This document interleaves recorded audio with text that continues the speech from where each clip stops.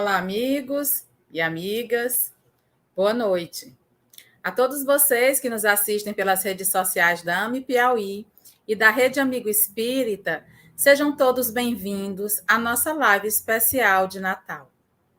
Para comemorarmos esse período especialíssimo que se aproxima, falaremos hoje de Jesus, que é o amor em plenitude, a luz irradiante que, como o esplendor do sol, chega para todos, inclusive para aqueles que o desconhecem, iluminando as nossas consciências e nos apontando o caminho, a verdade e a vida em abundância. Que homem era esse, desconhecido pelos seus, e que arrebatava multidões por onde ele passava? O que há de ensinamentos na trajetória do profeta da Galileia? Que era vida e sentimento. Que tipo de amor ele veio propor a cada um de nós? Para conversar conosco sobre todos esses questionamentos, o projeto AME Piauí Pergunta traz o nosso amigo Daniel Rossi. Seja bem-vindo, Daniel. Obrigado. O nosso amigo Daniel, ele nasceu em berço espírita, né? Ele colabora com palestras espíritas, especialmente vinculada ao Centro Espírita Caminheiros do Bem, coordenador do Multirão, uma escola social que atende diariamente crianças e jovens, com almoço diário e atividades educativas no bairro Uberaba, em Curitiba. Então, Daniel, seja bem-vindo. É um prazer enorme recebê-lo na noite de hoje. Desde já, nós agradecemos pela sua valiosa contribuição. Eu que agradeço, fico só honrado, mas emocionado, né? Porque na nossa pequenez a gente fica um pouco envergonhado de aparecer assim para as pessoas, mas somos só uma voz, né? Diante de tantas vozes que vão levando mensagem daqui para lá, né? De lá para colar, né? Para que a gente possa refletir e isso tudo possa transformar as nossas vidas. Bom, eu peço licença aos amigos, então, para entrar, né, nessa casa emocional de cada um, para a gente fazer, primeiro, uma afirmação que eu gostaria de compartilhar com os amigos, para que pensemos juntos. Escutamos aí, há poucas semanas atrás, de um evento, de um pastor que comentou algo sobre esse período, a vida do Cristo, né, e que nos deixou tocados, né, e nós queremos aqui compartilhar. Não há, em toda a história humana, na história conhecida, registrada, catalogada pelos cientistas, pelos historiadores e por tantos, história mais magnífica do que é representada nesse período do Cristo, a quem nós conhecemos, né, e honramos como sendo Jesus, o Messias, o Cristo. Há na história do mundo histórias belíssimas, povos inteiros, né, se transformando, erguendo pirâmides, há outros tantos com as suas mitologias magníficas, seus numerosos deuses. A própria história humana de evolução, de superação de si mesmo, ainda que motivada ao longo dos milênios, pelas guerras por vencer o outro, né, pelo domínio, pelo poder. A própria história recente da humanidade, essas transformações dos últimos 100 anos, especialmente, onde o mundo achava que já estava, há 100 anos atrás, quase ciente de tudo o que acontecia, a ciência estava andando um pouco arrogante, olhando para as coisas todas e dizendo que tinha soluções para quase todas elas, né?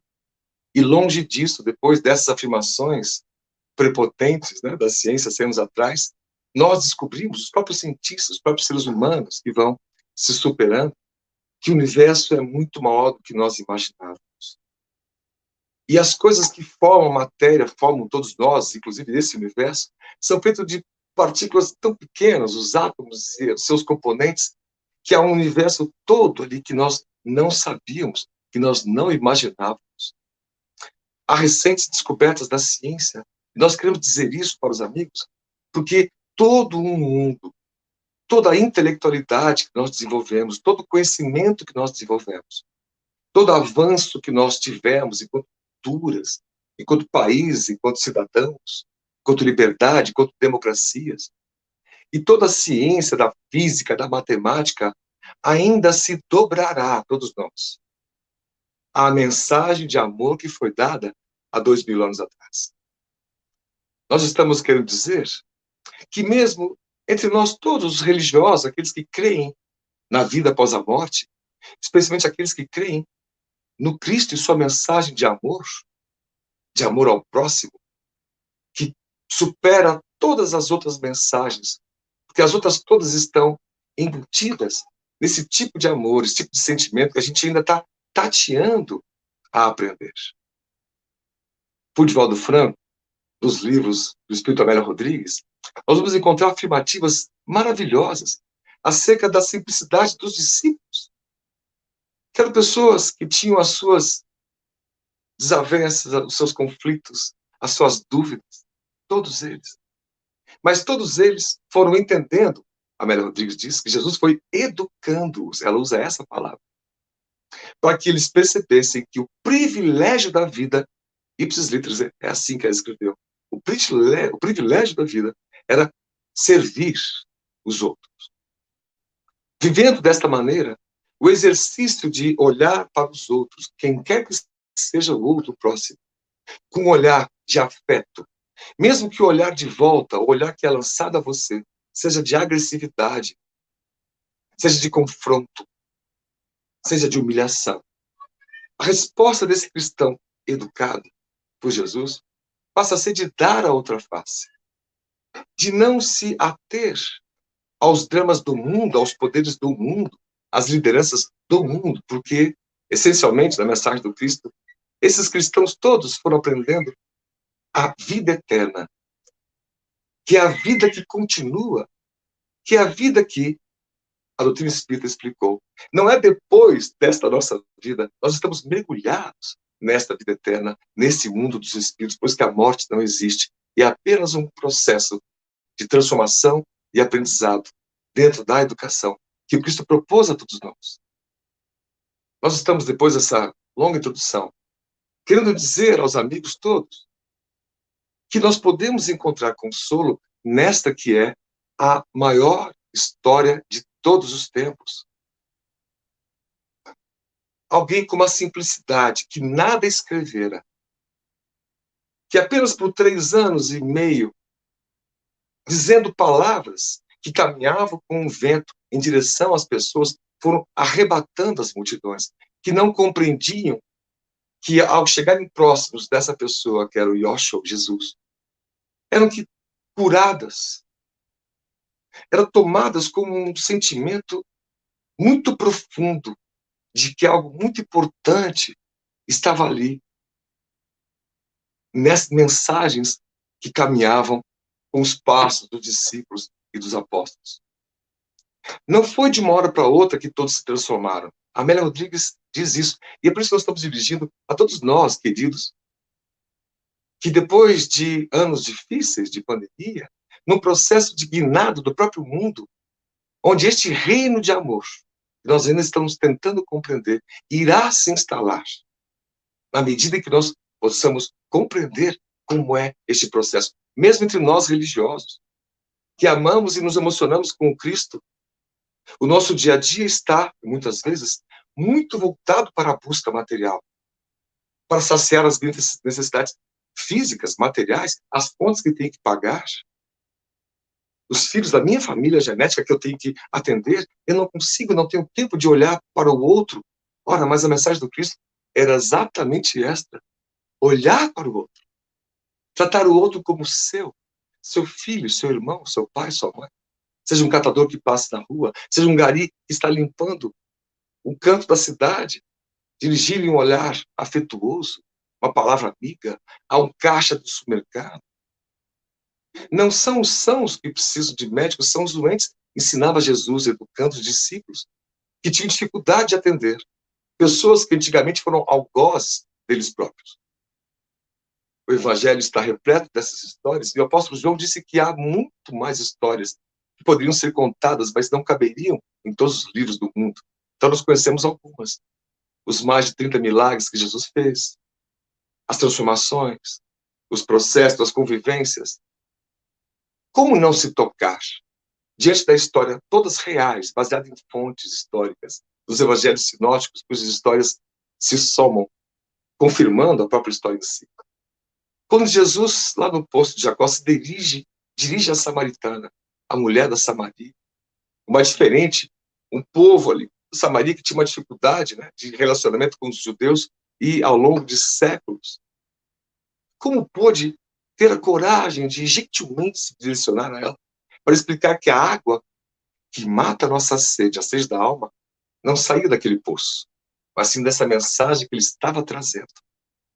É mensagem, em resumo, quando ele podia resumir para as grandes massas, ela que amassem os seus inimigos, para que perdoassem as suas ofensas. Essas são a essência das mensagens do Cristo, para que nós não olhássemos a trave do olho alheio, o preconceito, a maledicência, para que nós não desperdicéssemos energias com essas vibrações que são negativas, de anátemas, de julgamentos. Ora, Saulo aprendeu isso a duras penas, cegando-se na porta de Damasco, convertendo-se em um dos maiores apóstolos de toda a história, que é Paulo. Vamos perceber a drástica mudança a partir do reconhecimento da mensagem, que viver plenamente com Cristo é entender essas nuances. Nós não podemos repetir o erro dos séculos anteriores, onde nós, religiosos, estávamos apegados ao poder terreno, vibrando pelas lideranças, pelos políticos que dominam essa região, aquela religião. Nós, os religiosos, ou os religiosos, não nós como categoria especial, as pessoas, porque os emissários de Deus estão por toda parte. A história dos 500 da Galileia, a mensagem do Cristo, para aqueles 500, a aparição dele na montanha, na mesma montanha onde ele costumava dar os seus sermões, tanto que o maior deles, o Sermão da Montanha, foi lá mencionado. Depois da morte do Cristo, os discípulos se reuniam no fim de tarde. E num dos dias havia uma expectativa coletiva de que o Cristo aparecesse. Uma aparição. A ressurreição. E de fato a luz vem. A história é contada de forma belíssima. E havia cerca de 500 ali, que são conhecidos como os 500 da Galileia. E Jesus dá uma mensagem para eles, porque aqueles que quisessem compreender a vida eterna, compreender o amor, iriam estar sujeitos a toda sorte de dificuldades durante a vida. Pois o mundo que vivemos, a sociedade que nós temos, a média de vibrações e pensamentos e sentimentos das pessoas todas ainda são de muito julgamento, de sobrepujar um ao outro. Tanto que faz em poucas décadas que o nosso mundo inteiro estava em guerra, matando-nos uns aos outros, poucas décadas, de acordo com a história toda. Nós estamos aprendendo ainda que amar o próximo não é só fazer um projeto social e dar sopa de fim de semana, muito embora a sopa e o alimento sejam os gestos mais carinhosos e necessários num mundo onde tem gente ainda passando fome. E segundo o Livro dos Espíritos, quando Kardec pergunta sobre isso, os Espíritos respondem que não há uma sociedade civilizada quando ainda existe fome entre as pessoas.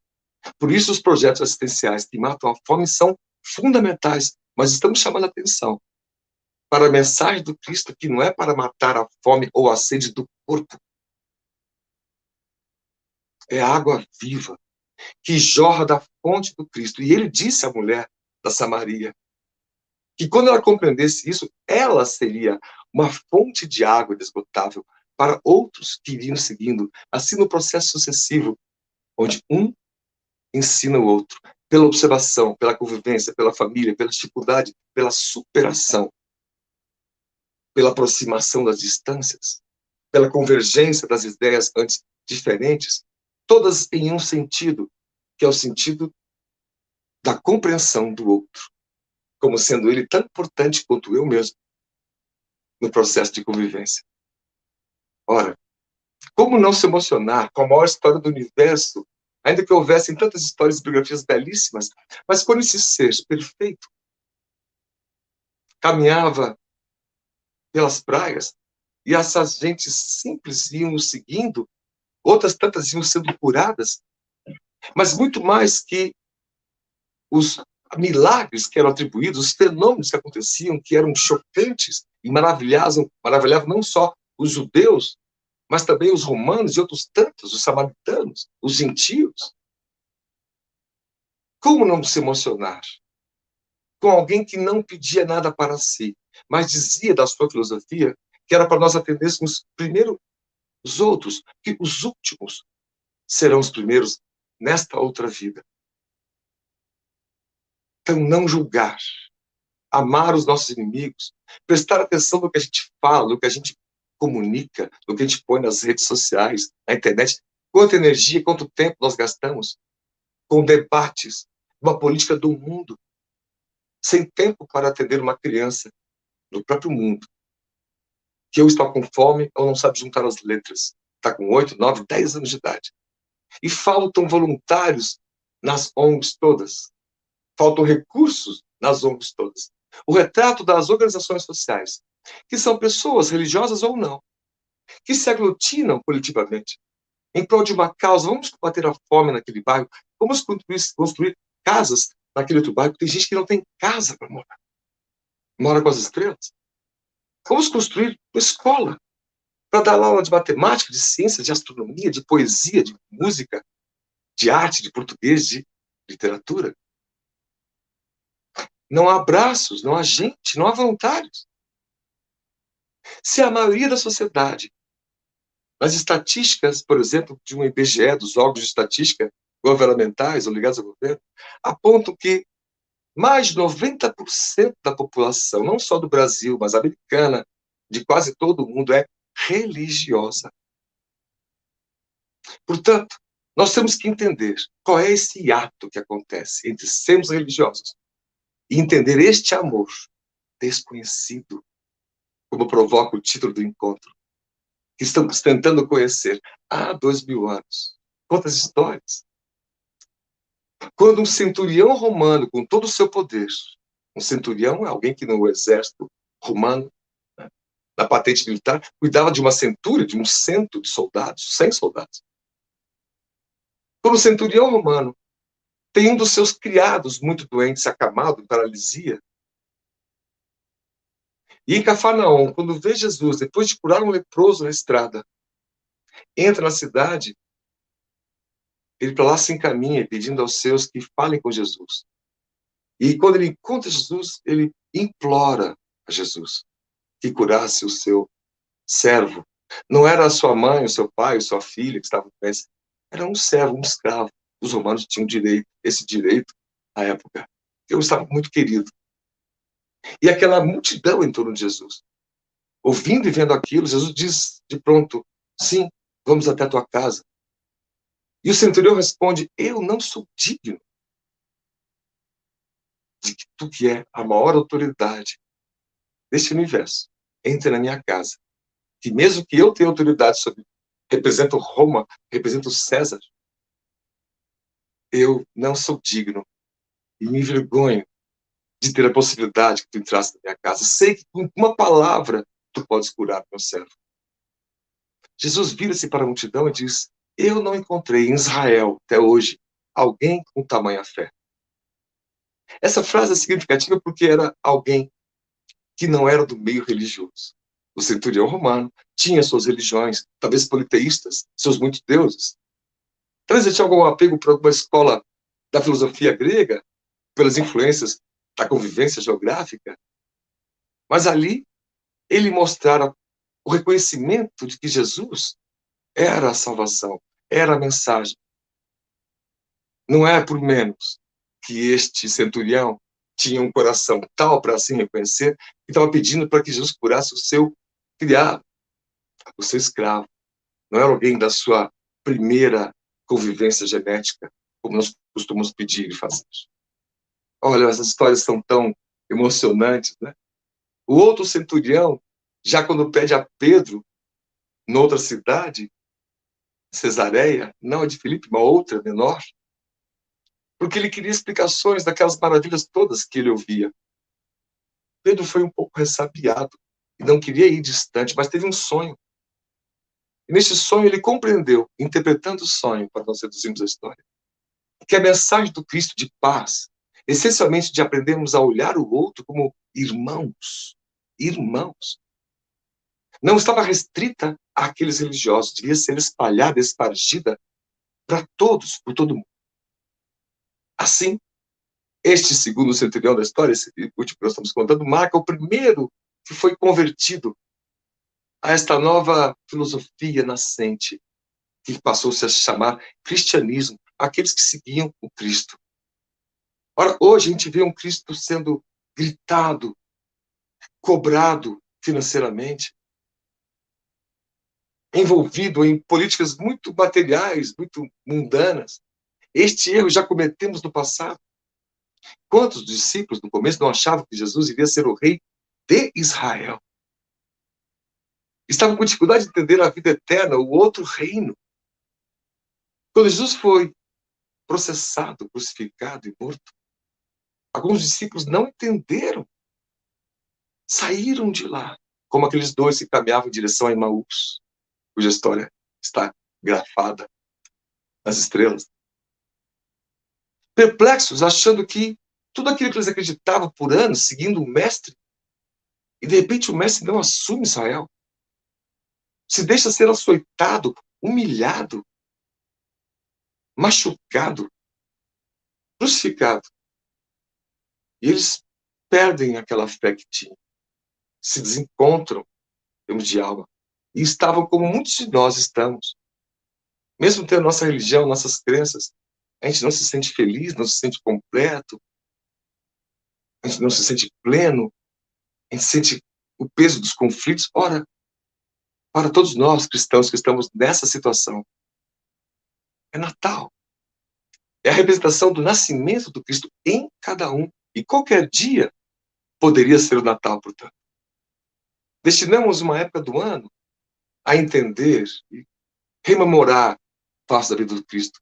Mas é fundamental que esse Cristo nasça ou renasça dentro de cada um, como aconteceu com Paulo, como foi acontecendo com Pedro, com André, com Tiago, com tantos outros, ocultos, mas divinos, e que a história deixou de registrar. Quantas passagens belíssimas.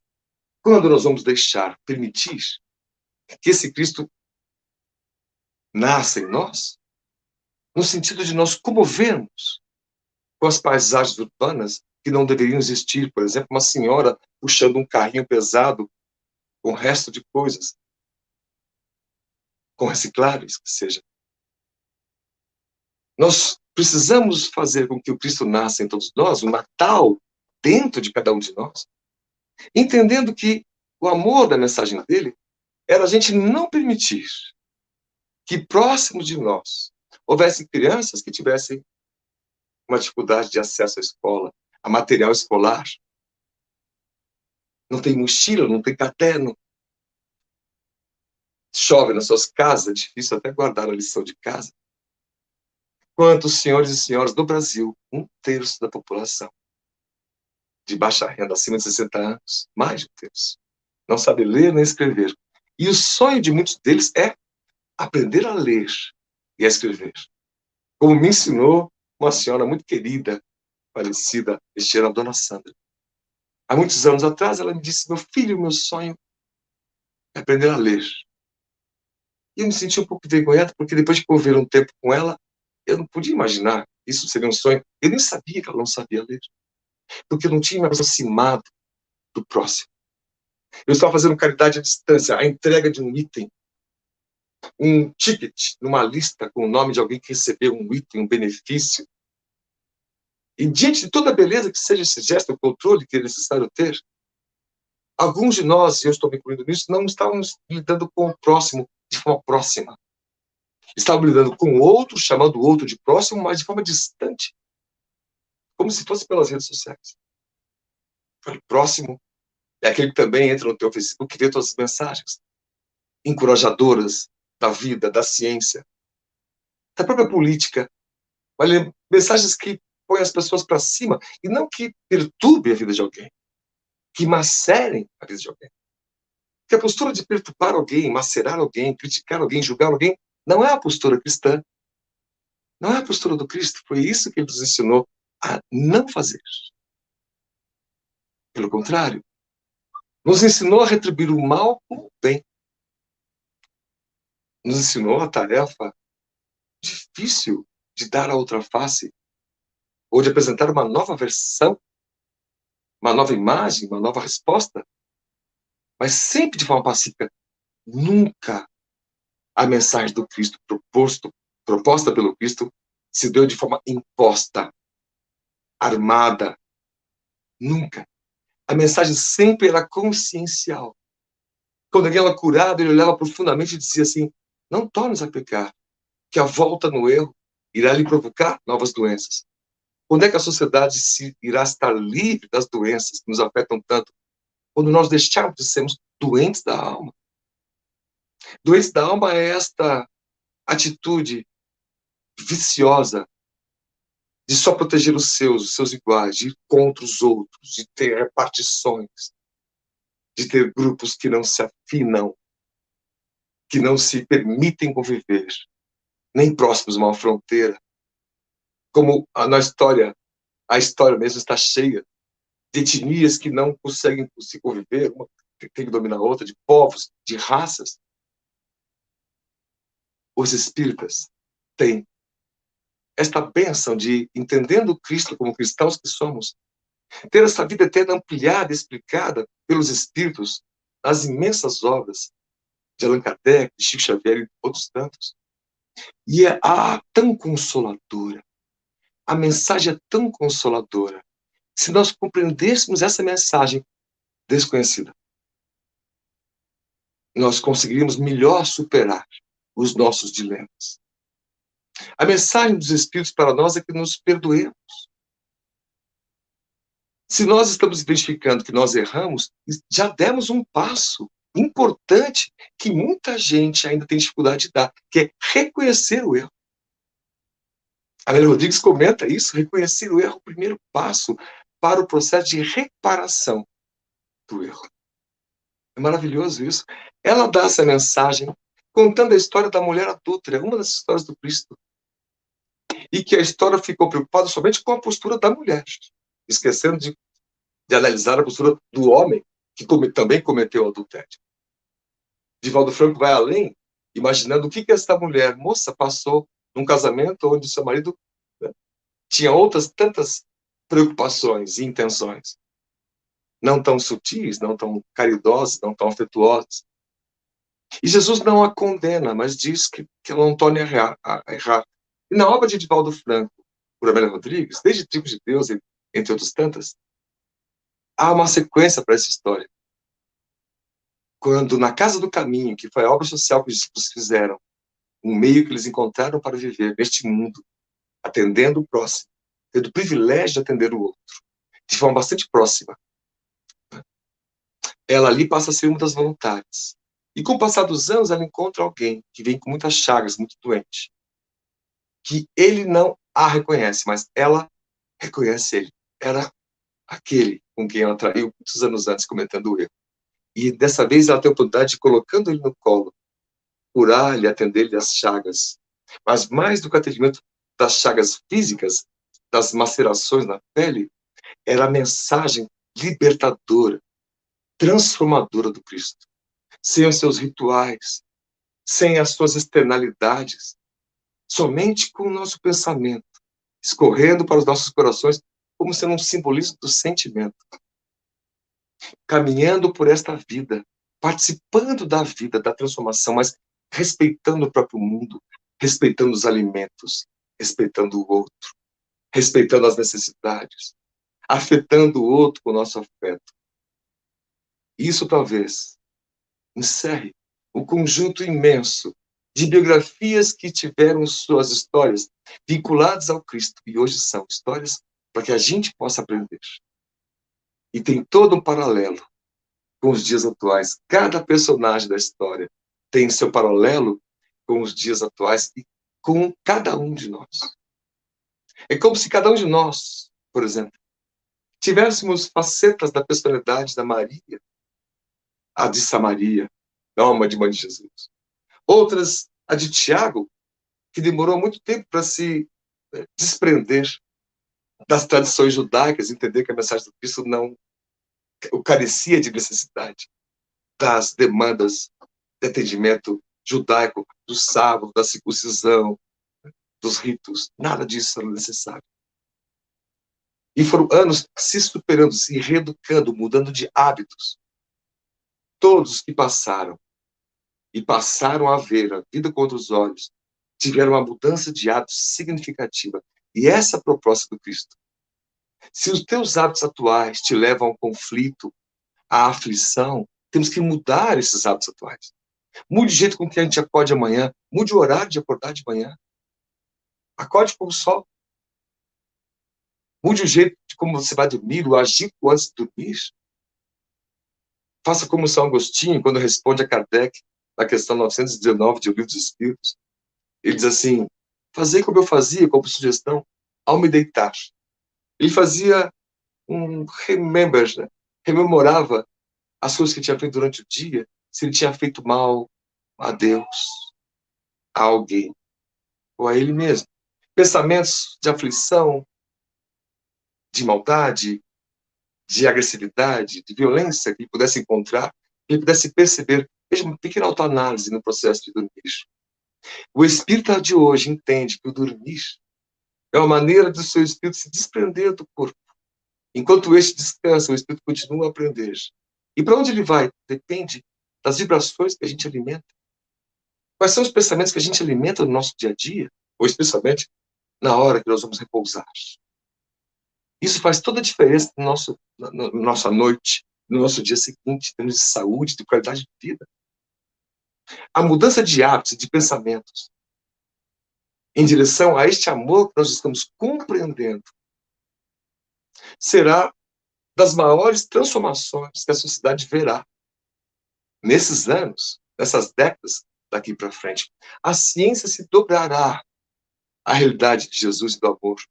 Quando for percebendo daqui a algumas décadas que há vidas inteligentes em outros mundos e que a vida daqui afeta a vida de lá, em qualquer lugar no universo, como a ciência já começa a entender e a explicar dentro da fenomenologia da física quântica.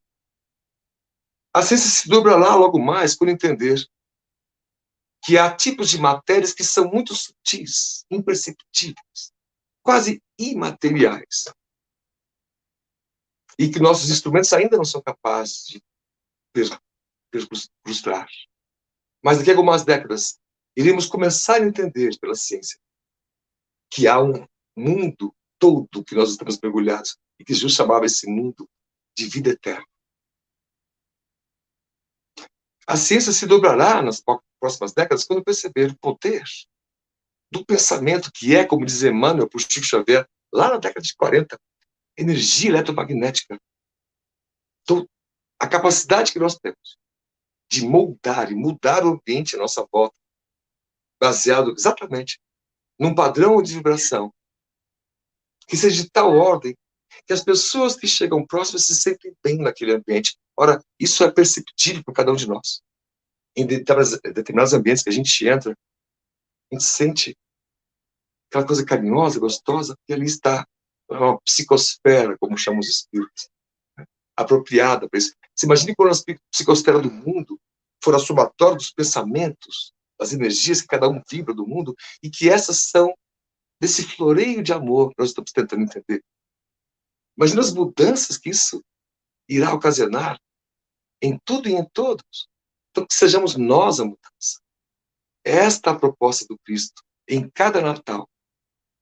Que a mensagem dele possa nascer, Natal, nascimento, dentro de nós, ajustando nossos conflitos, perdoando as nossas falhas, nossas faltas, nossos excessos, pedindo a Jesus, nosso Mestre, as forças que ele não nos deixa só, nunca. Dos espíritos guardiães, como explicaram os espíritos Allan Kardec em O Livro dos Espíritos, que cada um de nós temos. Uma das respostas mais maravilhosas, que convido os amigos a ler quando tiverem curiosidade, pode estar no Google, Teoria dos Anjos, Tese dos Anjos Guardiães, O Livro dos Espíritos. Simplesmente o texto mais consolador que pode existir, que tem ligação com esses espíritos luminares que trabalham para Jesus. dizendo que todos nós temos espíritos que nos atendem. E se a gente acha que eles estão longe, é que nós nos distanciamos, mas longe eles nunca estão. A tese é linda, é consoladora, é belíssima. Então nós estamos querendo deixar os amigos um resumo das diversas histórias conhecidas e outras não tão conhecidas do Evangelho, que representam o nosso dia a dia e os nossos próprios dilemas, que ainda não foram de todos superados. Há um número muito grande de espíritas cristãos ainda presos nas discussões materiais, somente da vida material, com projetos que não são de educação e somente de doação. Repetimos que são importantíssimos os projetos que comecem com as doações, com a assistência que as pessoas precisam, mas é importante somar a isso, junto com isso, como Jesus fazia, quando dividia o pão e multiplicava o pão e os peixes, para que todos pudessem ter a fome do corpo saciada, e assim a atenção voltada às explicações, que vinham como se fossem gotas de luz caídas do céu todo em cima de cada um deles, que estavam ouvindo a mensagem. Sejam felizes, cada um de vocês, que sofrem perseguição. Felizes são cada um de vocês. Imaginemos Jesus dizendo isso para a gente. Os que são humildes, os que são mansos, os que são brandos e pacíficos. Porque de todos estes será o Reino dos Céus. Não é um passe de mágica, não é um julgamento subjetivo que todos nós passaremos. É algo natural. Cada um de nós vibramos numa frequência vibratória e podemos ter acesso a mundos na vida eterna que estejam compatíveis com essa frequência vibratória. Se estamos presos na frequência vibratória materialista, material, levaremos mais tempo para entender que há uma riqueza de reinos e de mundos que vão muito além dessa densidade material típica das encarnações. Quando nós percebemos grandes biografias que foram tendo as suas vidas espiritualizadas, que não se preocupavam tanto com o que haviam de comer ou de beber, porque escutaram essa mensagem do Cristo. Não vos preocupeis com o que haveis de beber ou comer, não vê os pássaros, não vê os lírios. A mensagem do Cristo, embora macerada pelos séculos de dominação romana, equivocadas por filosofias existencialistas, embora ela ainda macerada por modernos religiosos, alguns midiáticos ou não, com apelos que são muito mais materialistas, é o mundo clamando para que antigos erros que nós cometemos sejam desfeitos, sejam melhorados, que possamos elevar nossos pensamentos a qualquer líder do nosso país, do nosso estado, da nossa cidade, independente de que partido seja, para que ele faça um bom trabalho. Este amor desconhecido, nós precisamos conhecer. Este capaz de fazer com que cada um de nós vive por alguém que nós ainda tínhamos dificuldade de relacionamento. Foi o que disse o espírito magnânimo de Joana d'Arc, cujas histórias espíritas nos mostra que é a reencarnação dos discípulos Judas Iscariotes, que é um dos que confundiram o reino com a vida material. E quando a oportunidade de redenção dada por Maria, mãe de Jesus, de reencarnar, ela sofreu também perseguições atrozes de um rei. A história escrita por Chico Xavier, Beto de Campos, séculos depois está ela, o espírito de Joana d'Arc, sendo um dos anjos da guarda de um personagem obscuro do século XIX, que era a reencarnação daquele rei que tanto a atordoou, tanto a fustigou. E ela disse aos seus carinhosos, de todos aqueles que me atacaram, o que eu mais tive dificuldade de perdoar era ele. E exatamente nesse processo que ela tanto atendia ele com carinho. Você veja que espírito magnânimo. Quando no Boa Nova, o Beto de Campos conta o espírito de Maria, mãe de Jesus, já morando com João, naquela casinha ali em cima, quando da sua desencarnação, Jesus a recebe. E ela, assim que o vê emocionada, vê que está quase que levitando. E ela faz um comentário de que, vendo a Judéia toda de cima, que parece uma tipo de ave, ela ainda se lembra, no processo de ascensão, dos, das pessoas, dos cristãos que estavam sendo perseguidos, machucados. E imediatamente, então, o seu pensamento faz com que ela se dirija de volta a algumas regiões de Israel, para dirigir uma palavra amiga. E o Espírito Humberto de Campos diz, e aquela multidão de anjos que a seguiam junto.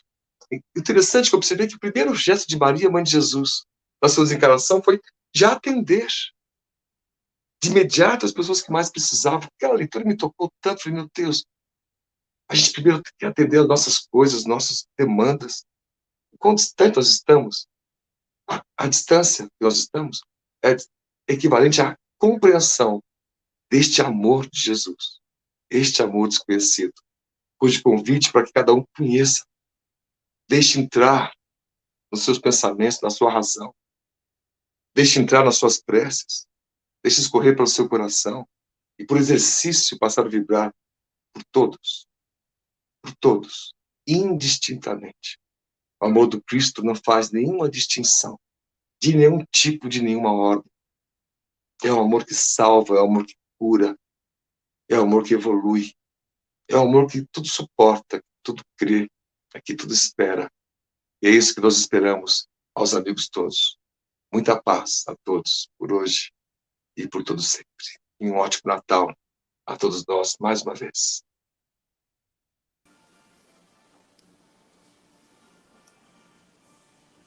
Olá, meus amigos. Boa noite, Daniel. É uma gratidão muito, muito grande estar aqui com você, encantada com suas palavras, porque falar de Jesus é arrebatador. É impressionante como parece que muda a psicosfera só pelo fato de falarmos dele. E realmente é muito oportuno essa live, porque, de fato, é um amor desconhecido. No mundo que nós vivemos, as pessoas ainda desconhecem muito este amor. E aí nós temos algumas perguntas, meus caros amigos, a fazer para o Daniel, porque, de fato, essa live, a última nossa live do ano, é muito especial. E é muito importante falarmos de Jesus, porque quanto mais nós falarmos, mas, como diz o Daniel, isso vai escorrer para a nossa alma e vai nos transformando gota a gota. Então, Daniel, nós temos uma pergunta que as duas, elas casam mais ou menos, mas eu vou lhe fazer uma pergunta que vem dos nossos grupos sociais. Nos dias atuais, como viver a não violência pregada e exemplificada por Jesus?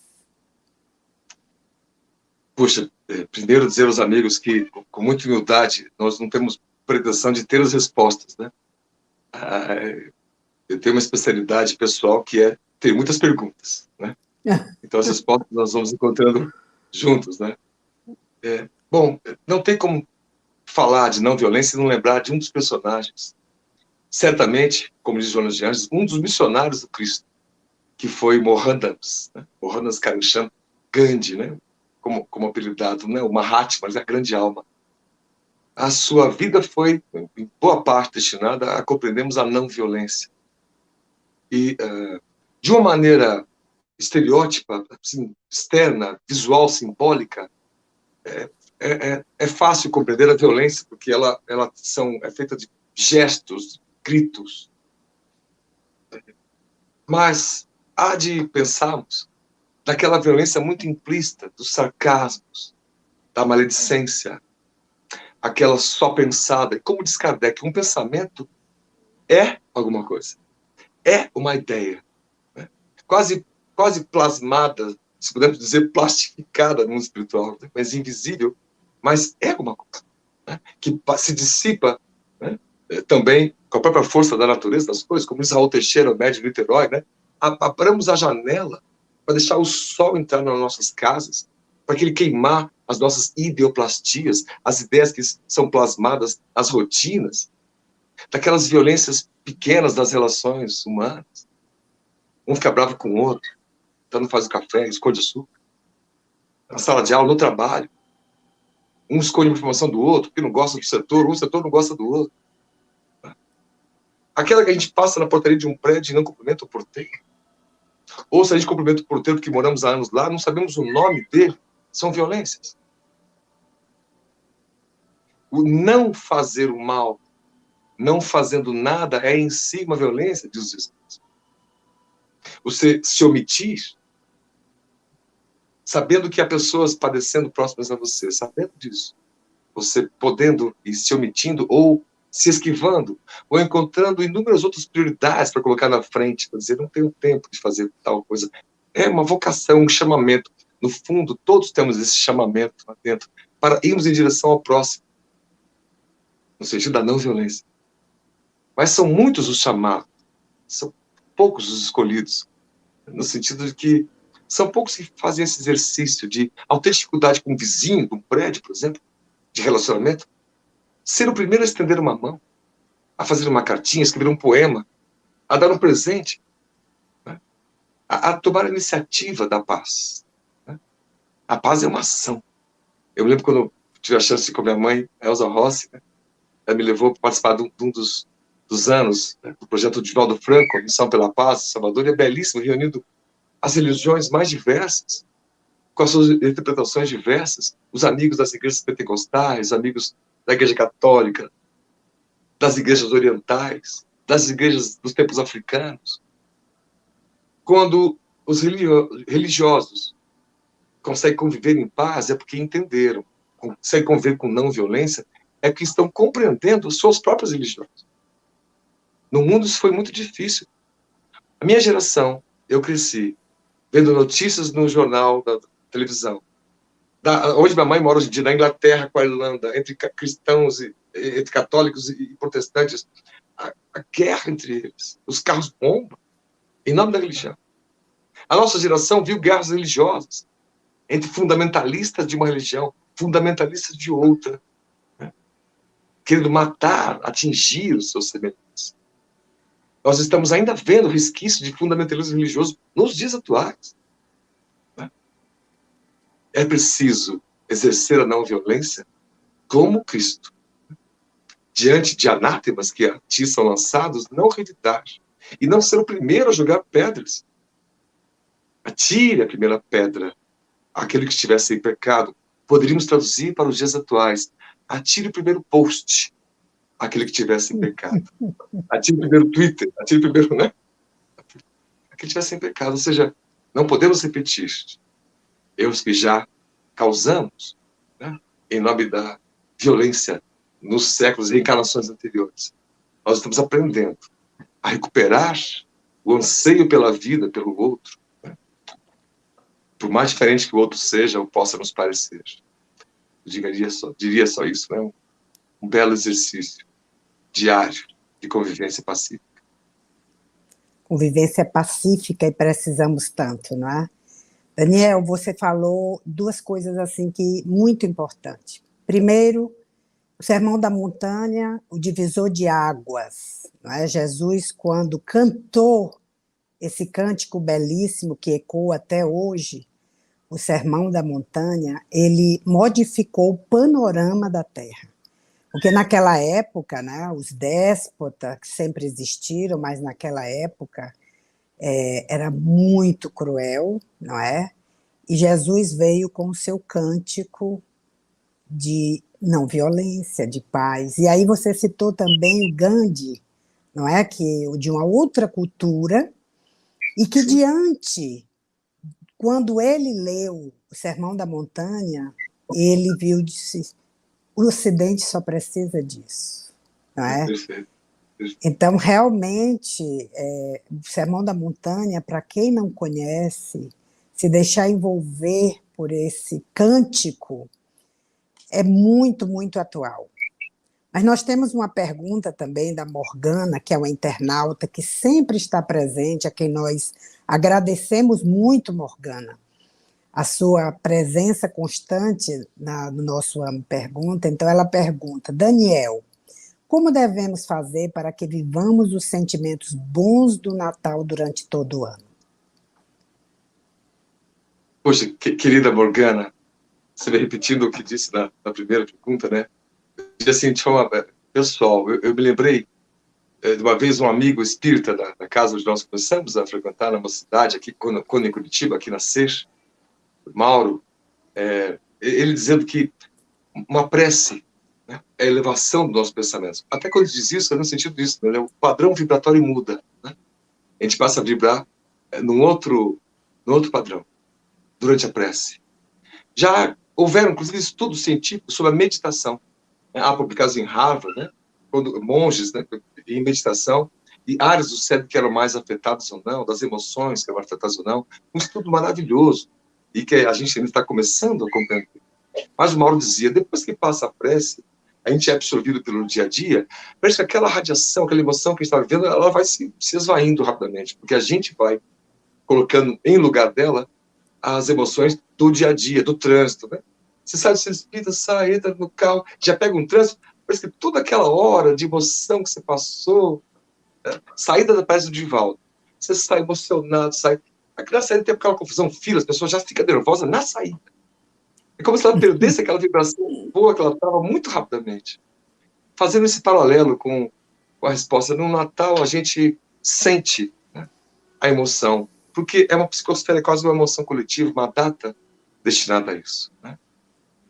Já houveram críticas da data ser muito destinada a uma figura que tem ligação com o consumo, etc e tal, mas não vejamos somente pelo lado negativo disso, né? Porque presentear alguém também é um gesto de afeto, é um gesto de carinho, de lembrança. Mas o grande exercício, aí o motivo da pergunta da Morgana, é exatamente esse. Nós fazemos esse exercício, Morgana, na nossa ONG, lá no Mutirão, dizendo, olha, nossas crianças ganham brinquedos agora no Natal, brincam em fevereiro, em março. Então, às vezes, a gente faz um Natal de brincadeira lá em abril. Por que Natal em abril? Para a gente lembrar que as crianças, representando Jesus, existem e estão aqui todos os dias. É impressionante, a gente tem que agradecer que a gente recebe muita ajuda da ONG, de itens, objetos, doação, nessas semanas. Hoje foi uma coisa, eu passei o dia todo buscando doações para levar para a ONG. Peço licença por esse exemplo. E é impressionante como até o mês passado a gente estava desesperado, que não conseguia fechar as contas, não conseguia atender as famílias. Quando esse sentimento de dezembro for para janeiro, fevereiro, para os meses do ano, a gente está mudando um panorama. E é isso que acontecerá. Um dia devotado a lembrar o Cristo pode ser sempre necessário, sempre será especial. Mas que esse dia ele se espalhe para todos os demais dias do ano. Há amigos da religião da Testemunha de Jeová que não comemoram um dia específico exatamente com este argumento belíssimo de que é necessário comemorar todos os dias. Eu diria assim, cada um com as suas atribuições, com as suas filosofias, né? Gostamos, nosso espírito, de comemorar. Sabemos que das cidades espirituais também há comemorações, há, né, lembranças. Claro, diferentes da nossa correria aos shoppings na véspera de Natal. Né? Os precavidos, como você tem afeto, não vão deixar para o último dia comprar presentes, você vai comprar antes, né? Nesse sentido, né? Mas quando as ONGs forem atendidas, já logo em fevereiro tem as aulas, as ONGs se batem demais para conseguir material escolar para as crianças. Se o Natal fosse ali, teria material escolar para todo mundo. Então, Morgana, é exatamente esta tua colocação, faz a gente pensar que temos que caminhar nessa direção. Como se lembrássemos que o Cristo está nascendo em todos nós, e ele disse isso aos discípulos, quando virem alguém caído, sou eu, corra atender. Aliás, ele fez isso diversas vezes para os discípulos nas suas aparições. Volta e meia, ele se apresentava como sendo um mendigo. O discípulo não reconhecia. Isso aconteceu com o Tiago, quando o Tiago brigou com o Pedro, estava saindo da casa do caminho. Um mendigo no chão, e chamou atenção. O Tiago não quis parar direito. Até que levou um tempo para o Tiago reconhecer que aquele mendigo era o Cristo. Nesse sentido, as crianças do mundo nos olhando, Jesus nos olhando, nos chamando. Isso acontece em todas as épocas do ano. A gente recebe brinquedos em dezembro, que é do Dia das Crianças. Mas lá em junho, julho, a gente fica se batendo para conseguir brinquedos como bolas, né, para ter educação física, porque não tem recurso, que as pessoas só vão lembrar da criança no dia da criança. Né? Ou de Jesus, no dia de Jesus. Tirar, portanto, essa noção de que é um dia a ser lembrado, e sim todos os dias, é importante. Né? Não tirar a verdade e carinho da festa em si, mas esticar essa festa para frente e para trás do ano, né? É fundamental. Fundamental para toda a sociedade, especialmente para as crianças que no nosso caso, né, nesse exemplo que nós estamos citando, né, das ONGs, né, recebem muita coisa agora e são esquecidas em janeiro. Né? Janeiro é o pior mês das ONGs, porque as pessoas entram em férias e, inclusive, as doações financeiras cessam. A ONG quase não consegue fazer nada, já é incrível. Né? Então, Morgana, obrigado pela oportunidade de contar isso, né? De a gente lembrar que janeiro, depois que passa as festividades e o ano novo começou, para aquelas crianças todas nas periferias, que não têm apostilas, têm pouco material, tem escolas difíceis, em locais difíceis, o ano também já começou. Eles também estão esperando a gente, cada um de nós, né? A olhá-las como sendo próximo. Esse próximo de verdade. Cada um. Que é isso, meus amigos, eu quero chamar a atenção de vocês para algo que o Daniel falou, que hoje a ciência vem estudando muito, que é a epigenética. A epigenética é esse padrão vibratório que ele está falando, de fazer o bem, de fazer a prece diária, de se deixar envolver por esses sentimentos de paz que nos dão saúde. Não só os alimentos, o ambiente que nós vivemos, mas o que nós também vibramos, esse padrão vibratório elevado, é capaz de sanar doenças e fazer com que o nosso corpo físico se modifique para melhor. Então, realmente, é algo que deve ser seguido e deve ser aprendido com Jesus, que é essa prática diária do amor e do bem. Mas nós temos uma outra pergunta, Daniel, muito interessante, que diz assim: uma pessoa que conheceu Cristo e viveu a santa e amada igreja, e mesmo assim cometeu suicídio, onde você acha que errou? Puxa, é muito profunda a questão, porque nós não teríamos condições de fazer este julgamento, né? Nem que seja do mérito, de uma análise, né? Dos motivos que levam alguém a tomar tal decisão. Nós sabemos o quão difícil é a decisão tomada, né? E quanto de afeto e amor aquela alma terá para se recuperar, percebendo que a vida não se extermina como ela imaginava. Os conflitos estão inerentes ao ser humano, né? Não só entre os que não são religiosos. Talvez haja mais conflitos pela estatística entre os religiosos do que entre os não religiosos. Talvez, para alguns, a dificuldade até mesmo de compreender-se a si mesmo dentro da vida, do seu papel, né? Leva muitas pessoas, nestes momentos de mudanças por quais passa o planeta. Essas profecias foram ditas por espíritos diversos ao longo dos séculos anteriores. Kardec analisa alguma dessas passagens quando fala desse mundo novo, desse processo de transição planetária e dos anos todos de perturbação que antecederiam ou mesmo durante o processo de transição. Comenta, inclusive, dos suicídios, das preocupações de ordem diversa. As pessoas, algumas desesperadas, sem saber como viver diante de tamanhos conflitos, sem saber como lidar com seus próprios sentimentos, sem saber o que sentir, o que está sentindo. Outros que foram adoentados ou paralisados pelas viciações que deturparam seus processos emocionais.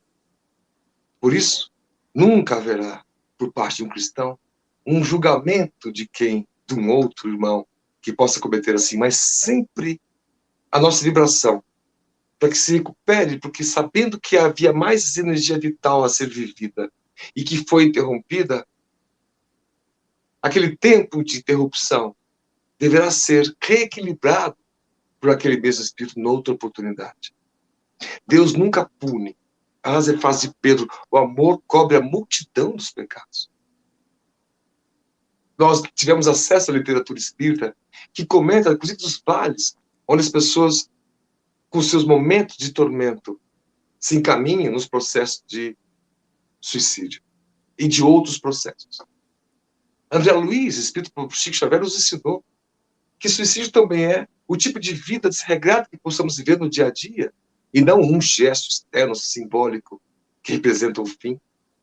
Mas o fim em si mesmo, se no dia a dia, com excesso nos alimentos, com excesso das aberrações materiais, com excesso das vibrações negativas, das raivas acumuladas, dos rancores acumulados, e drenando nossa energia dia a dia, são suicídios inconscientes, como diz André Luiz, que foi tratado, os amigos lembram, no livro Nosso Lar, como suicídio de forma imediata.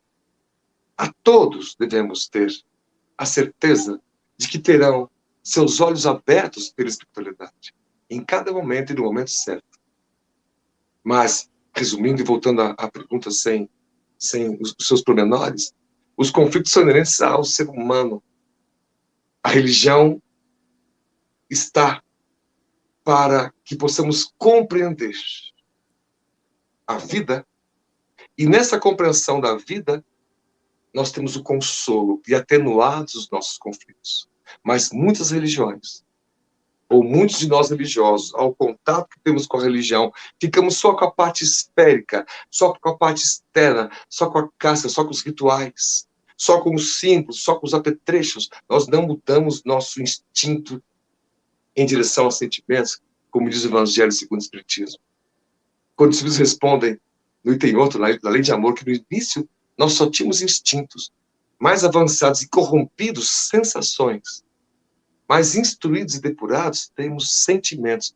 Nós estamos tentando caminhar das sensações, da fome, frio, do prazer, do mundano, para os sentimentos. E há muito aprendizado nisso. E há muitos erros que são cometidos durante esse aprendizado. Então, os conflitos devem ser superados quando nós compreendemos os sentimentos que são propostos pelas religiões. Enquanto a gente interpretar um Jesus à nossa maneira, a gente vê o que vê por aí. Grupos religiosos, né?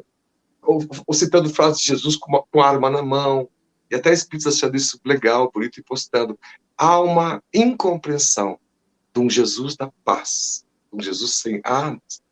Estamos citando aqui um pequeno exemplo, diante de tantos outros, cuja religião não chegou a consolar a pessoa porque ela não compreendeu este amor proposto da religião, que é um amor que não exige retorno, é um amor que não exige um obrigado, é um amor que não exige que o outro lhe ame para ser amado.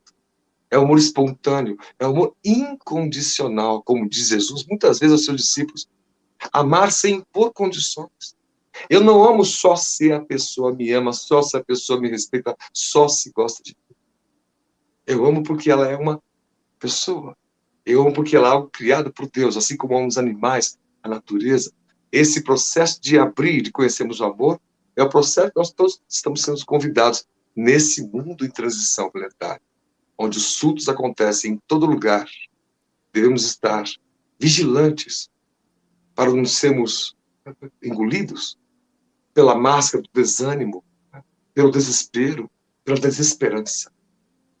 O mundo de esperança é o mundo daquele que acredita nesse amor, que acredita que deve compreender melhor esse amor, para que a esperança se torne realidade. E um dia a paz, a alegria se instale no coração de todas as pessoas. E não haja mais gestos tão firmes e fortes como esse citado pela pergunta. Daniel, eu quero agradecer muito a sua resposta e levar isso para os nossos internautas, todos aqueles que nos ouvem, para dizer para vocês, meus amigos, o Daniel não é psicólogo, mas vejam como nós podemos ouvir o outro sem julgá-lo. E no mundo que nós estamos vivendo, de tantas individualidades, tanta distância do ser humano, o que mais as pessoas precisam é isso, alguém que as ouça e acolhimento. Então, eu gostei muito da sua resposta e gostaria de parabenizá-lo, porque nos nossos atendimentos fraternos, nas casas espíritas, quantas pessoas ficam em dúvida de achar, não, mas eu não sou psicólogo, não vou entender. E você demonstrou o que é preciso, apenas isso. É um ser humano ouvindo outra alma humana, não é? Mas nós temos uma outra pergunta, Daniel.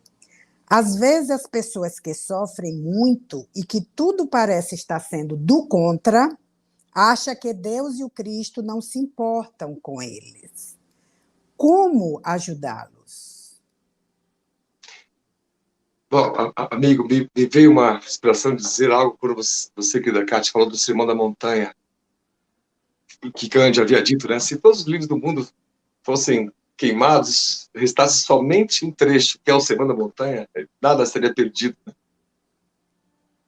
O Sermão da Montanha é a poesia mais consoladora, que resume em boa parte a essência da mensagem de Cristo. O que quero dizer aqui é que a sua mensagem toda, se nós observarmos e lemos, é da seguinte maneira: bem-aventurados os mansos, porque serão. Bem-aventurados os pacíficos, porque herdarão a terra, que serão consolados.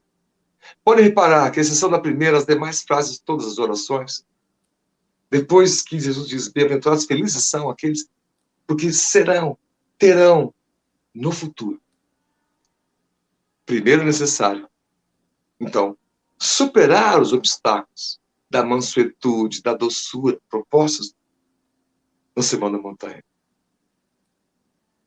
E nós herdaremos no futuro. Isso evita com que nós pensemos no imediatismo. Eu amo Jesus, eu tenho um projeto social, agora eu me tornei espírita, eu estou aqui arrebatado numa palestra de Valdo Franco e quero que amanhã as coisas comecem a mudar. Mas não começam a mudar amanhã, nem o mês que vem. E assim como os discípulos, aqueles que vão saindo caminhando aí em Emaús, dizendo, poxa, mas Jesus não... Ele não derrubou os soldados com um sopro de vento, que eles achavam. Esses dois não são entre os 12, né? São já daqueles números dos discípulos maiores, dos 72, até dos 500 que seguiam Cristo, que passaram a ser os maiores divulgadores. E o imediatismo, achando que as coisas se implantariam já, de imediato. Todos eles tiveram que aprender. A pátina do tempo, os discípulos. Que havia pátina do tempo, que o processo desse reino é conquistado, mas se dá no futuro, depois da própria luta em si, da própria vida em si, depois do próprio resgate em si. Numa sociedade imediatista que é a nossa, a gente sempre espera que as coisas aconteçam para ontem. E na medida que, às vezes, a nossa visão de longo prazo é 1 ano. Uma visão de longo prazo do Jesus. Aquele ser que, segundo Emmanuel, no livro Caminho da Luz, por Emmanuel, é o ser que moldou o planeta Terra. Já era um espírito crístico há 4,5 bilhões de anos atrás. Esse ser responsável por guiar aqueles espíritos que eram arquitetos planetários nos processos de desenvolvimento da vida no nosso planeta, de trazer conjunto de espíritos de outra estrela, do sistema de Capela, da constelação de Cocheiro, agrupá-los em, como no livro Caminho da Luz, em 4 grandes grupos do nosso mundo. Na Índia, os arianos, estava ali os judeus, o povo hebreu. E essa explicação belíssima mostra que o tempo necessário para os processos de resgate, o tempo necessário para o processo de educação. Quanto tempo leva para educar uma alma, educar alguém, educar uma criança? Há um processo. Há um processo. E a criança não entende, porque todo dia obriga ela a estudar, e ela reclama da tarefa, porque ela não vê que aquilo é um benefício para ela. Ela só vê depois, mais adulto, fala, puxa vida. Agora que meu pai dizia para eu ler, minha mãe dizia para eu... Só vai entender às vezes depois. A compreensão aumenta, a consciência aumenta, e o processo fica mais claro. Então, quando ele se sente abandonado pelo Cristo, há uma história, um pequeno poema belíssimo sobre isso, da pessoa que caminhava na praia de mãos dadas com Jesus, por tantos dias pegados na areia dela e as do mestre. Depois de uma longa caminhada, ela passa a ver que só havia uma pegada, de uma pessoa. E ela então reclama, por que Jesus? você me abandonou. E escuta a resposta, dizendo, querido, não te abandonei. Eu estou te carregando no colo. As pegadas eram de Jesus e não dele próprio. É uma metáfora, uma simbologia, dizendo que a gente reclama muito, né? Mas às vezes faz muito por merecer. Eu me incluo nisso. Não os demais, evidente. Né? Que nós temos que imaginar que tudo acontece no seu devido tempo. E às vezes a gente acha, quando é cometido por uma doença, que é Deus nos castigando, quando é o contrário. É Ele fazendo com que você pare. Pense um pouco na vida. Reflita melhor sobre os seus valores. Agora você tem que agradecer a alguém que lhe veio trazer um copo d'água, porque está ali um pouco preso na cama por causa da doença, e passa a valorizar o outro que antes não valorizava. É Deus te ensinando pelo caminho do amor.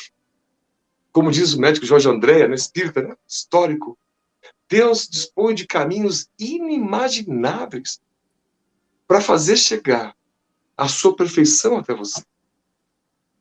É claro que a gente não vê. Alguém que é demitido do emprego, fala, meu Deus, Deus me abandonou, eu estou sem emprego, estou morto, desempregado, desespero. E tem que se virar, começar a fazer bolo dentro de casa para vender, e de repente os bolos são feitos com muita qualidade, e de repente começa a vender, começa a ter renda, de repente ela vira uma empresária com uma renda maior do que aquela que ela era funcionária antes. Passou um ano reclamando, dizendo que Deus abandonou. Às vezes levou 5 anos, às vezes levou 10 anos. Para que você percebesse que Deus sempre esteve com você. Em nome do seu Filho dileto, que é Jesus, que envia seus emissários, que são os espíritos do mais alto, a cada um de nós. Isso eu acho muito maravilhoso. Né? E mesmo a nossa pequenez fala assim, eu tenho um anjo da guarda, eu posso ser, né, um nada. Né? Mas Jesus, mesmo a mim, que sou um nada, ele deixa eu recorrer a um espírito com mais luz que eu, nos momentos que eu estou em conflito. E Divaldo Franco disse para encerrar essa resposta, que orar é falar com Deus. Mas meditar é ouvir a resposta. A gente ora, fala com Deus, pede por um, por outro, pela gente. Mas quando é que a gente para ouvir a resposta? E se a resposta é a mais adequada que você imaginar, por que não é, ou por que é. Então, deixemos que o Semana Montanha nos ensine que vivamos agora, com todas as dificuldades, porque no futuro nós seremos abençoados. No futuro nós herdaremos a terra, mas temos que trabalhar hoje e agora, nas condições que temos hoje e agora. Daniel, nós temos uma pergunta da nossa querida Elza. Como apresentar Jesus aos desde tenra idade, aos pequeninos, para evitar que adolescentes se distanciem de Jesus sem apoio espiritual? Querida, minha mãe, eu estou agradecendo porque a minha mãe fazendo uma pergunta e ela sabe que ela é parte da resposta quando a resposta é minha, pessoal. Né? Vejamos um exemplo de educação. Né? Essa é uma área que estudei, foi durante minha vida, peço licença para dizer isso, né? Essa atividade educativa, né? Como carreira. E nesses processos a gente tem muito a aprender. Né? As crianças, especialmente, aprendem muito mais pela observação do que pela escuta, do que pelo visual. Né? Quando a pessoa desenha um ar, o próprio ato da pessoa estar desenhando um ar faz com que a criança depois se lembre daquele ar. Não é só o ar em si já escrito numa lousa. Né? Todos nós aprendemos uns com os outros muito pela observação, muito pela convivência. Esse é um modelo que Deus criou para nossas vidas, a vida em família. Nosso instinto é nos aproximarmos do outro, formarmos um casal, termos os filhos, o instinto da sobrevivência, da perpetuação da espécie. Isso é instintivo. E todo o aprendizado aí. Mas quando a criança vê os pais gritando um com o outro, antes de ir para a igreja, ou antes de ir para o centro espírita, ou depois que volta, ou no caminho, ela pode começar a fazer uma associação de que os pais são religiosos, falam de Jesus, mas eles vivem se degladiando. Quando uma mãe grita, xingando alguém do prédio, alguém da família, quando o pai chega em casa, o filho pergunta, de onde você está vindo, pai? Ele fala assim, estou vindo do inferno, que é do trabalho. A criança começa a fazer associações assim, trabalho é difícil, é ruim, inferno. Os pais brincando. Aí quando é jovem, vamos lá para o centro espírita, eu falo, poxa, não. Você a vida inteira, quando vê, vendo vocês brigando em nome disso, atingindo pessoas em nome disso. E, de repente, a gente regulou demais um conjunto de rituais. E os jovens de hoje, diante da história mais maravilhosa do mundo, preferem super-heróis que têm poderes muito menores do que os poderes reais de uma alma que ganha a perfeição. Então, em suma, né, mãe, dizendo, a educação é um processo diário e de convivência. Quando nós mudarmos nossos hábitos, as pessoas sentirão a necessidade, as que convivem conosco, de tentar entender por que a pessoa está mudando. E quando alguém entende que nós estamos mudando, que estamos entendendo o amor obscuro, ainda desconhecido de Jesus, fará sobre ela um efeito muito maior pela observação. Puxa, meu pai mudou. Parou com tal vício, teve tal impacto na vida dele, passou a dedicar às pessoas. Né? E a criança passa a ter uma mensagem que ela seguirá. É uma das diversas maneiras maravilhosas de apresentar Jesus. Nós estamos dizendo que não é a única. Né? De maneira formal, com técnicas, com didáticas. Né? Nós temos que tomar cuidado nos nossos projetos sociais de não fazer só a chamada evangelização antes da sopa, que também é evangelizar, alfabetizar uma criança, como diz Lili Vasconcelos. Não é só chegar lá e falar de Jesus, aí deixa chegar a criança, por mais linda que seja a história que nós preparamos, é uma criança carente, ela quer um pouco da tua atenção. A gente tem um monte de aula de slides para passar e quer passar, e não tem tempo de sentar para a criança e ouvi-la. Como as jovens da nossa comunidade. Quando tem processos com psicologia, psicose do último ano, e elas podem falar, as histórias vão vir, que nós não temos acesso, só as que são mais públicas, né? Mas você vê um mundo que você desconhecia.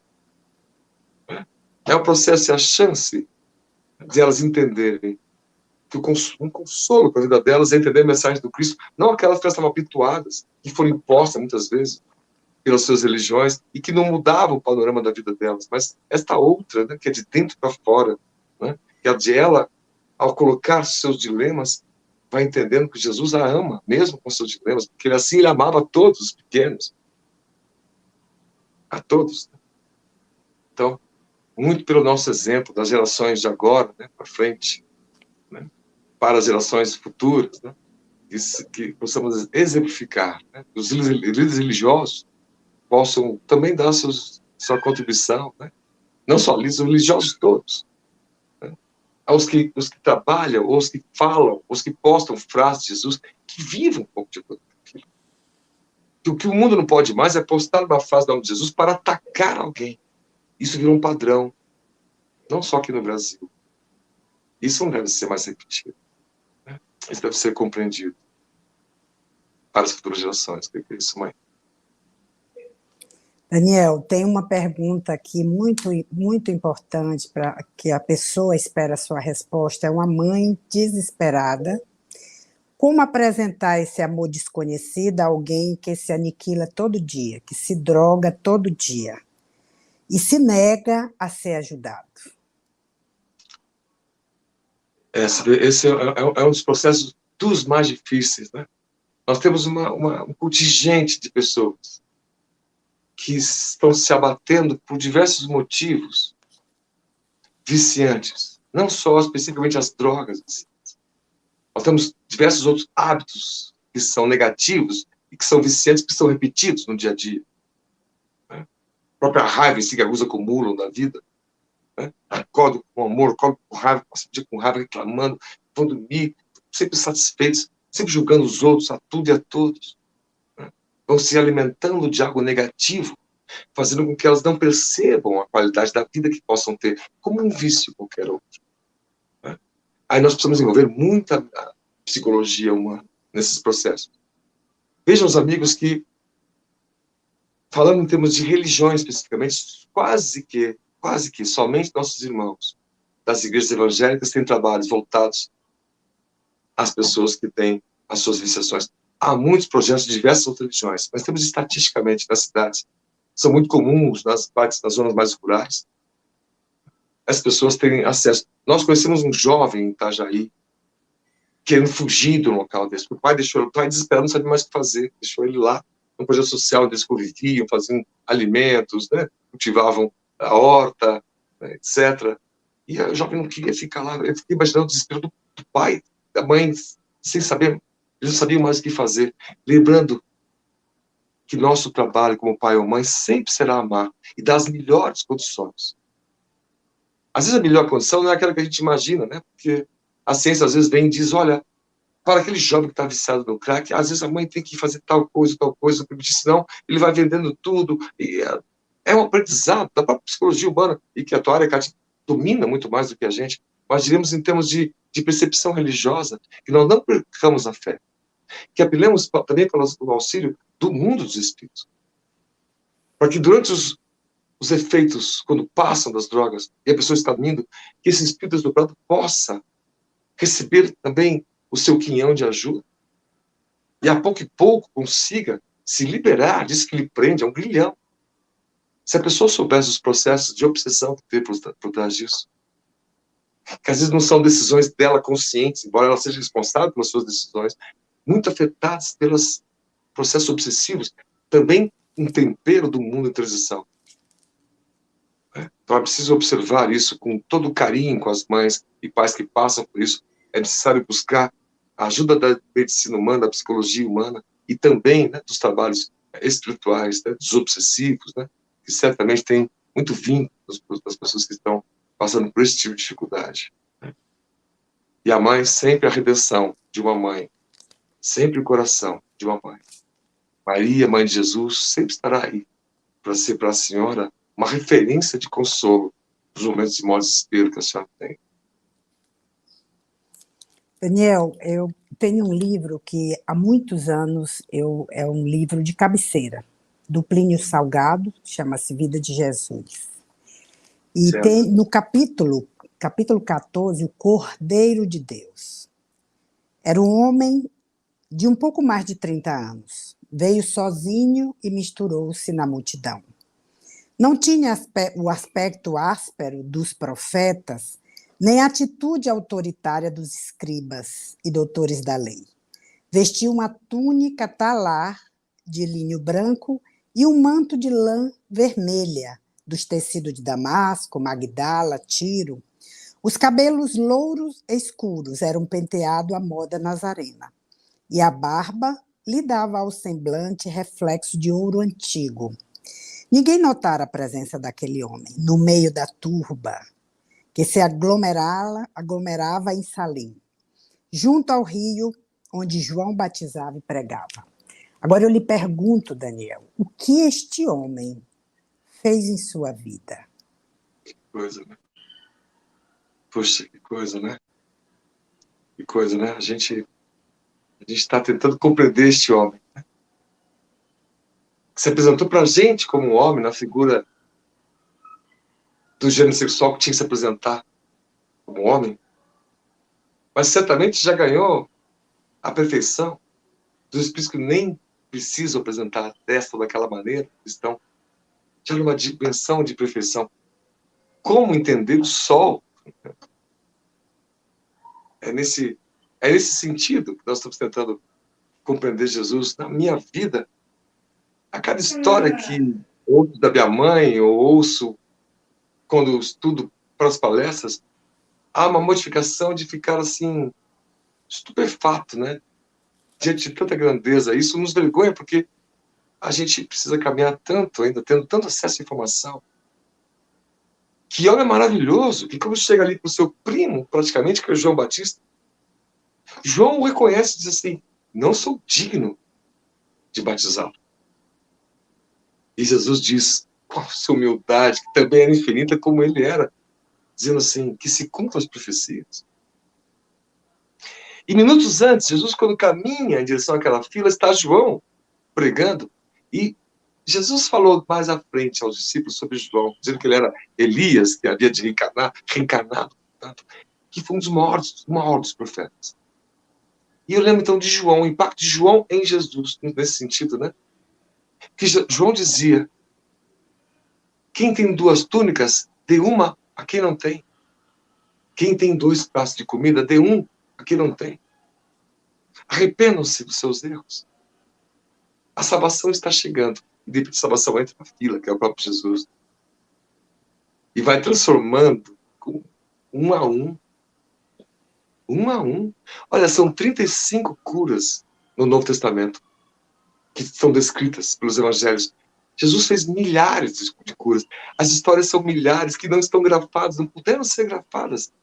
A gente não tem noção da grandeza que foi ver o sol reencarnado, essa figura de linguagem, o sol reencarnado aqui na Terra. Assim como a gente não tem noção da grandeza que foi um Kardec, de que foi um Gandhi, de que foi um Albert Schweitzer, de que foi um Francisco de Assis. Essas almas grandiosíssimas. Chico Xavier. A noção do tamanho da envergadura moral desse espírito, porque eles são muito humildes. E a demonstração da sua grandeza vem exatamente daí. Desses gestos pequenos, como Jesus fazia a cada um que se aproximava da fila, cada abraço que dava, cada sorriso que dava, cada dinheirinho que dava ali nas esmolas, quando caminhava nos seus projetos sociais, de não guardar nada para si, de ter o tempo de si máximo, com o privilégio, como diz a Maria Rodrigues de Jesus, dizer aos discípulos, de ter o privilégio da vida é servir ao outro. Essa compreensão, talvez esse é o impacto da minha vida, e muito pouco consigo agir, né, diante desse impacto todo, né, que é o nosso trabalho social na ONG Multidão, com a minha mãe, né, as emoções que lá vêm e vão todos os dias. Daniel, nós queremos agradecer imensamente a sua participação especial nesta noite, a nossa última live. Muito obrigada, foi muito especial falarmos de Jesus.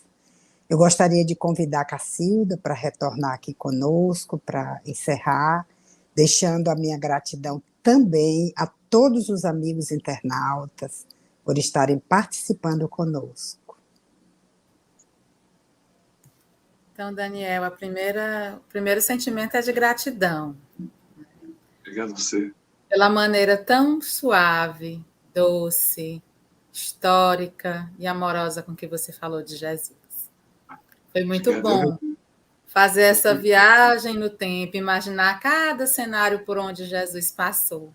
Porque, como tão bem colocou a Kátia, né? Só em falarmos o nome dele, nós nos acalmamos, pacificamos a nossa alma e conseguimos sentir um pouco desse amor que ainda é tão desconhecido por todos nós, né? Futuro, como você também falou, né? Nós herdaremos, né, os frutos desse amor. Se não agora, mas com certeza adiante, porque somos destinados a essa perfeição. Então, mais uma vez, o projeto AME Piauí Pergunta agradece imensamente a sua contribuição.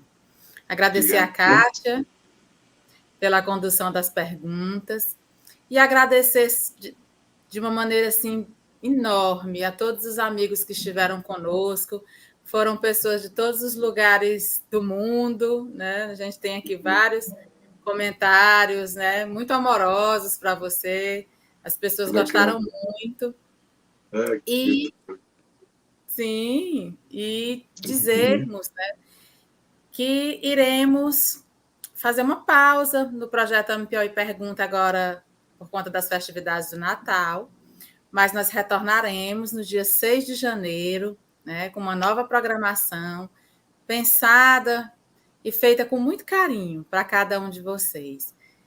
Agradecemos imensamente pela presença de cada um ao longo desse ano, que enriqueceu tanto o nosso projeto, né, que nos motivou a trabalharmos mais e mais por aquilo que acreditamos que é a divulgação do paradigma médico espírita, que é o pano de fundo de todas as AMEs, junto com os ensinos de Jesus e o Espiritismo. Então, agradecemos imensamente a cada um de vocês, meus amigos, e desejamos a todos uma boa noite. Nós também sentiremos falta, mas só são 15 dias. Em janeiro nós retornaremos, né, juntos novamente com as bênçãos do Altíssimo. Gratidão, Daniel. Gratidão, Kátia. Gratidão, amigos. Um Feliz Natal e um ano repleto de muito amor de Jesus para cada um de nós. Para todos nós. Obrigado, querida.